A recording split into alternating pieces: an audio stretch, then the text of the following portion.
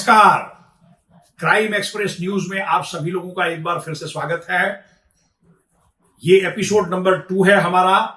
हमने जो स्टोरी की थी उसमें एपिसोड नंबर 1 में आपने देखा था कि ऑडिटोरियम वापी को जो मिला है वो state of the art auditorium मिला।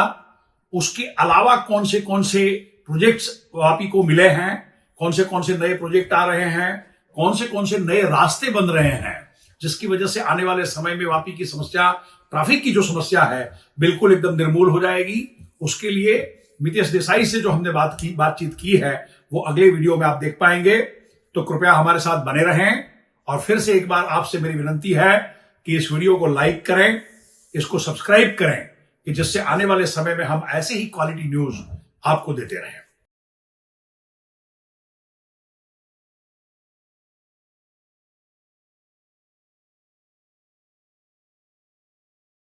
मितेश जी, कल फाइनेंस मिनिस्टर श्री कनुभाई देसाई के द्वारा जितने प्रकल्प का लोकार्पण किया गया और जितने प्रकल्पों का शिलान्यास रखा गया, वो कृपया हमारे दर्शकों को बताएं कि क्या क्या था और क्या क्या आने वाले समय में हमको मिलेगा।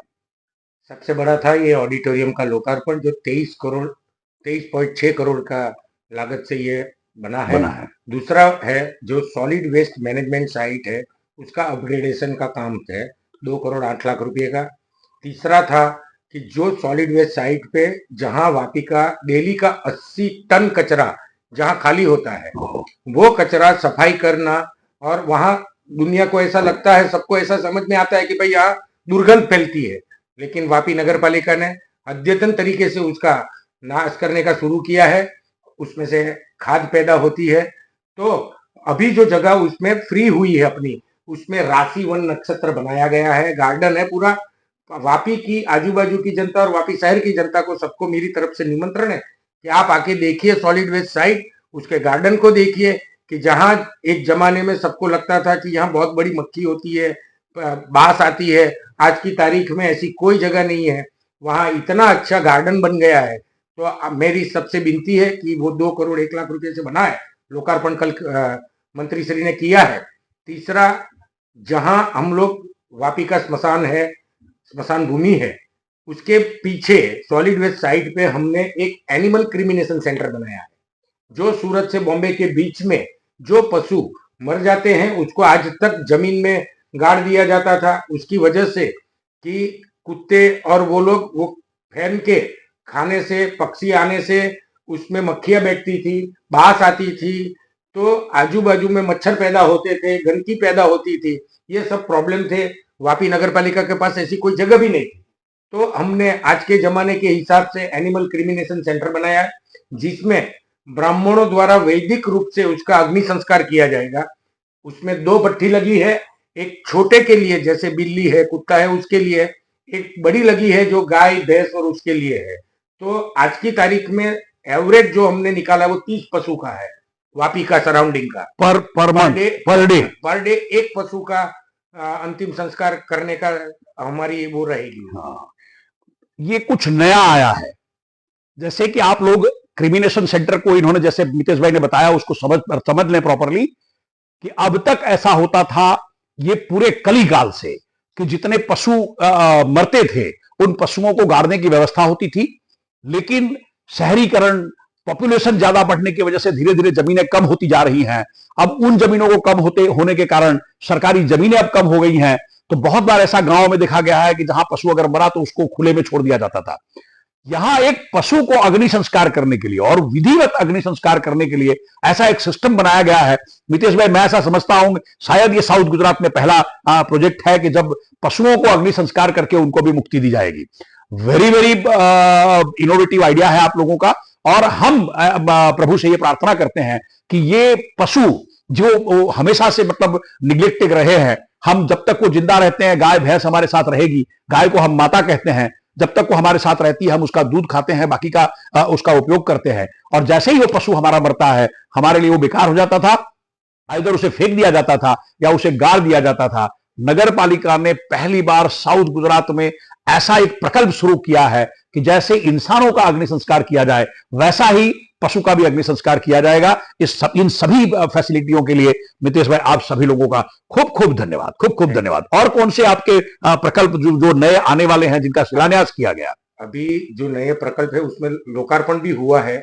जो आप वापी शहर में लाइटें देख रही है नई, हाँ। वो 1.9 करोड़ से वापी को एक नई लाइट दी गई, जो अभी तक EESL कंपनी द्वारा छोटी लाइटें लगती थी, जो उसमें मेंटेनेंस का बहुत बड़ा इश्यू था, क्योंकि वो जो कंपनी थी उसने 6 साल के लिए लिया था, उनकी तरफ से फ्री था और मेंटेनेंस भी फ्री था, लेकिन वो कंपनी ज्यादा उचित काम न कर पाने की वजह से नगर पालिका को उसका बहुत सारा नुकसान भी हुआ था उसमें। तो वो पार्टी का कॉन्ट्रैक्ट कैंसिल करके अभी हम लोग नए पोल, नई लाइट के साथ अभी सब रोड पे, जो मेन रोड है उस पे तो अभी तक लग चुकी है, जैसे डाबेल चेक पोस्ट से मुक्तानंद मार्ग, गोदाल नगर से 4 रास्ता, झंडा चौक से लब्धी चौक, अपना आसोपालव रोड, जो मेन रोड है, जो आसाराम रोड है अपना गौरव पथ, उसमें भी अभी वो लाइट लग चुकी है और बाकी एरिया में लगाने का काम अभी शुरू हुआ है, जो अभी सेकंड फेज में शुरू होगा। जैसे नगर पालिका से कच्चीगाम रोड, वैसे सब मेन रोड जो भी है, मच्छी मार्केट का रोड नया बनेगा, उधर भी हम लोग बनाएंगे। देसाईवाड़ का जो रिंग रोड का है 18 मीटर का, उसके ऊपर भी वही लाइट लगाएंगे। जो नए रोड बड़े बढ़ेंगे वो सबके ऊपर वही लाइट लगाएंगे, ताकि आज वापी की जनता को अच्छी सहूलियत मिल सके। उसके बाद एक नया रोड हम देने के लिए जा रहे हैं वापी की जनता को, जिसका कल खातमुहूर्त हुआ है। वो है स्कूल जो अपना खोजा कॉलोनी बोलते हैं, जहां बुनमेक स्कूल है, वहां से कब्रिस्तान रोड तक जाने के लिए कोई रास्ता नहीं था बीच में से। तो अभी अपना एक अतुल नगर सोसाइटी के पास अंडरपास बन रहा है क्रॉसिंग के लिए। एग्जैक्टली। वो शुरू होगा तो ट्रैफिक कैसे डाइवर्ट करेंगे, तो उसकी वजह से हमने बिल्डरों को रजूआत की, तो उन्होंने हमको फ्री ऑफ कॉस्ट में नगर पालिका को 12 मीटर का रोड बनाने का परमिशन दिया है, जो गटर और लाइट के साथ बनेगा। तो वो रोड का भी एक खातमुहूर्त हुआ है। दूसरी एक कनेक्टिविटी थी डूंगर फड़िया से लेके मैरिल कंपनी तक, वहां भी एक चला को और एक कनेक्टिविटी मिलेगी, ताकि चला मेन रोड पे ज्यादा भारण न आए, और ओवरब्रिज के ऊपर जो बलीठा का ओवरब्रिज अभी कुछ ही समय में लोकार्पण होगा, तो उसके ऊपर से ट्रैफिक दमन का, चला का, वो सीधा डाइवर्ट हो जाए। उसके लिए अलग अलग कनेक्टिविटी भी हम लोग जोड़ने का काम करेंगे। रोहितवास में हम लोग ने एक आंगनवाड़ी और कम्युनिटी सेंटर का लोकार्पण किया कल। चला में स्कूल में और एक दूसरी आंगनवाड़ी का हमने कल लोकार्पण किया। ऐसे इतने सारे नए प्रकल्प हम लोग लेके आए हैं। और 2 दिन पहले हमने डूंगरा में वापी की जनता की सहूलियत के लिए 50 MLD का फिल्ट्रेशन प्लांट जो नया बनने वाला है उसका खातमुहूर्त किया, जो एजेंसी 20 तारीख से काम शुरू करेगी। तो वापी की जनता की जो आज की तारीख में सबसे बड़ी समस्या है पानी की, वो पानी की समस्या कुछ ही समय में वो हल होती दिखेगी, क्योंकि वो 50 MLD का है। अभी वापी में सिर्फ 35 MLD का एक प्लांट चल रहा है। दूसरा एक प्लांट लखमदेव तालाब में 17 MLD का खड़ा होगा, जो चला को पानी देगा। 35 MLD का जो अभी का एग्जिस्टिंग प्लांट है वापी कोर को पानी देगा, और जो 50 MLD का है वो डूंगरा, सुलपड़ और वापी ईस्ट साइड में वो पानी देगा। तो ऐसा हमने बाइफर्केशन करके 100 MLD जो 2050 तक वापी की पानी की जरूरत को पूरा करे, उसको ध्यान में रख के कनु भाई ने वो चीज हमारे पीछे पड़ के पास करवाई है। उन्होंने पूरी ग्रांट दिलवाई है, तो हम उनका बहुत ज्यादा शुक्रिया अदा करते हैं कि वापी की जनता के लिए जो उन्होंने काम किया है वो न भूतो न भविष्यति है। एग्जैक्टली आप सही कह रहे हैं कि हमारा ये सौभाग्य है कि हमारे पास कनु भाई जैसे विधान सभ्य भी हैं, और उसके साथ साथ वो नाणा मंत्री भी गुजरात राज्य के हैं, और वापी की तमाम समस्याओं से वाकिफ हैं, और उसके डेवलपमेंट का उनके पास में अच्छा प्लान है। उनकी इच्छा शक्ति इतनी प्रबल है कि वापी को उनके रहते इतना बेहतरीन बना दिया जाए कि वो एशिया में, हम जब जीआईडीसी ये कहते हैं कि हमारी जीआईडीसी एशिया में सबसे बड़ी है, उस समय उसके साथ साथ जब वापी महानगर पालिका बनने जा रहा है, तो ये महानगर पालिका भी अपने आप में एक मॉडल महानगर पालिका पूरे हिंदुस्तान में बने, उसकी उनकी इच्छा शक्ति है। हम सारे लोग, जैसे मितेश भाई ने बताया कि वापी की पूरी जनता उसके लिए उनके शुक्रगुजार रहेंगे। जैसे मितेश भाई, एक चीज ये है, आपने जैसे लाइटिंग की बात की अभी, या पानी की सुविधा की बात की, और जैसे लखमदेव तालाब है या वो है, भूतकाल में थोड़ा वापी के लोगों का नगर पालिका की मैनेजमेंट के साथ में कड़वा अनुभव रहा है, उन्होंने लखनदेव तलाव बहुत बेहतरीन बनाया था आप लोगों ने। जब मैं ऐसा समझता हूं कि उसमें तत्कालीन मुख्यमंत्री आनंदीबेन पटेल थी, उन्होंने उनको हाथों से उद्घाटन किया गया था। उसी तरीके से डुगरा का तालाब बहुत अच्छा बनाया था, लोग घूमने जाते थे परिवार को लेके। लेकिन समय रहते फिर किस कारण से वो मेंटेन नहीं हो पाया, और आज की तारीख में ऐसा हो गया है कि वो मेंटेनेंस के अभाव में लोग वहां जाना छोड़ दिए हैं। तो अब और लाइटिंग का भी वही था कि आपके पास वो एजेंसी थी, जिस एजेंसी ने पूरा काम नहीं किया, तो कई दिनों तक हम लोगों ने अंधेरा झेला है उस रोड पे, जहां मेन रोड आपका है, वापी और दमन के लिए निकासी वहीं से हो सकती है।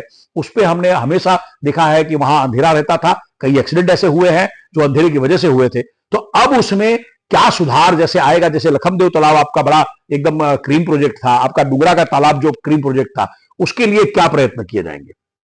हमारे पास वापी नगर पालिका के पास 3 बड़े तालाब थे, जिसमें लखनदेव, चलाका गार्डन और डुंगरा का गार्डन। ये तीनों हम लोगों ने प्रायोगिक धोरण पे एक एजेंसी टेंडर करके एक एजेंसी को दिया था 9 साल चलाने के लिए, लेकिन वो एजेंसी उसका रख रखाव न कर पाने की वजह से उसका टेंडर हम लोगों ने ये टर्म में कैंसिल कर दिया है। आज की तारीख में नगर पालिका खुद चला रही है वो तीनों गार्डन और उसकी राख रखाव कर रहे हैं, और आगे हम लोग वापस कोई अच्छी एजेंसी आएगी तो ही देंगे, अदरवाइज हमारा नगर पालिका खुद मेंटेन करेगी। आज की तारीख में हम लोग जो मॉर्निंग वॉक के लिए जाते हैं उनके लिए भी free of cost pass system बनाया है वहां गार्डन में। तो अभी जो हम लोग देख रहे हैं वो डेली का 1000 लोग से ज्यादा वो गार्डन का अभी भी उपयोग कर रहे हैं। तो मेरी ग्रामजनों से विनती है कि आप लोग गार्डन की विजिट कीजिए, और उसमें कुछ सुधार की जरूरत आपको लगे तो हमारा ध्यान उस पर आकर्षित कीजिए, ताकि हम भी उसमें सुधार करने की कोशिश कर सके। बड़ी अच्छी बात कही आपने। जैसे हम समझते हैं कि अकेला चना भार नहीं फोड़ सकता, वैसे सिर्फ नगर पालिका की जिम्मेदारी और जवाबदेही को तय करने से कुछ होगा नहीं। पब्लिक को जागरूक होना पड़ेगा, पब्लिक को अपने सजेशंस नगर पालिका को भेजने पड़ेंगे। इन्होंने उस समय पे, मुझे बराबर ध्यान है कि उस समय इन्होंने हेल्पलाइन भी शुरू कर दी थी कि कहीं कचरा दिखे, कहीं दिक्कत दिखे, कहीं रोड की प्रॉब्लम हो, आप अपने आप नगर पालिका को फोन करें, आप अपना कंप्लेन रजिस्टर करावें, अपना कंसर्न उनको बताएं, वो इमीडिएट सॉल्यूशन होता था। वो अभी भी होगा, लेकिन जरूरी यह है कि इन सब प्रकल्पों के लिए और सब जितनी भी फैसिलिटीज तैयार हो रही हैं, ये नगर पालिका और कनुभाई देसाई हमें देने के लिए तैयार हैं। वो ईगर हैं कि वापी की नगर पालिका को ये सारी फैसिलिटी मिले और वो इसको बैपरें और ताजिंदगी सबको याद रखें। पर साथ साथ में ये हमारी भी जिम्मेदारी है कि उसको मेंटेन करें, उसको जिस रूप में उन्होंने हमको दिया है उस रूप में उसको बरकरार रखें। हॉल या मतलब बाकी की जो गार्डन दिए हैं हमको, उसमें घूमने सिर्फ जाएं, वहां ऐसा ना हो कि हमारा पिकनिक का स्थल बन जाए, कचरा हम वहीं पे डाल के चले आए। तो उन सब चीजों की जवाबदेही भी अपने आप पे हमें लादनी पड़ेगी।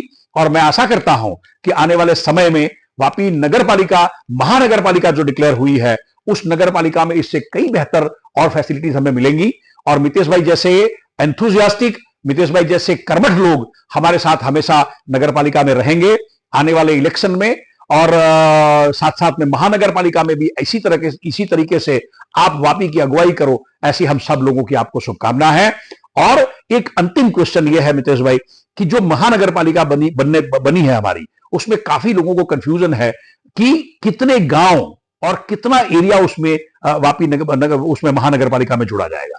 अभी तक उसका कोई नोटिफिकेशन नहीं हुआ है। हाँ। लेकिन हम ये बता सकते हैं कि 7 से 8 गांव वापी नगर पालिका में आ सकते हैं जो वापी के एडजॉइनिंग है। जैसे कोल्लक और दमनगंगा नदी के बीच के जितना एरिया है वो सब गांव इसके आने की उम्मीद हम करते हैं, क्योंकि नॉर्मली नदी से नदी का ही बाइफरकेशन किया जाता है, मैपिंग किया जाता है गवर्नमेंट में। तो हमारा ये मानना है कि इसके बीच में आने वाले सभी ग्राम पंचायत, जैसे अभी नामदा और चंडोर है जो वापी के एडजॉइनिंग या आइसोलेटेड हो चुका है, क्योंकि उनको कोई भी काम के लिए वापी से ही आना जाना पड़ेगा। वो घर से बाहर निकले तो उनको वापी में एंटर होना पड़ेगा। तो जो आइसोलेटेड एरिया है, जैसे डुंगरा और सुलपड़ के बीच में चनोद है, वैसे सब गांव वापी महानगर पालिका बनेगी तो उसमें आ जाएंगे। Thank you very much. आप सब लोगों को ढेर सारी क्राइम एक्सप्रेस न्यूज की तरफ से शुभकामनाएं। आने वाले समय में इन सारी फैसिलिटियों को आप अपने तरीके से अच्छे तरीके से भोगिएगा। और आप सब लोग, नगर पालिका की पूरी टीम, महानगर पालिका की टीम, हमारे फाइनेंस मिनिस्टर कनुभाई देसाई, उनके साथ खड़ी पूरी टीम, ये सब हम प्रभु से प्रार्थना करते हैं कि वो आयुष्यमान हो, कीर्तिमान हो, यशस्वी हो, और प्रभु उनको ऐसे ही डेवलपमेंट की, ऐसे ही लोगों की सुखाकारी की सद्बुद्धि दे, और हम आने वाले समय में अच्छे तरीके से वापी में एक अच्छे नागरिक के तरीके से रहने का गर्व ले पाए। Thank you very much, thank you very much, thank you very much.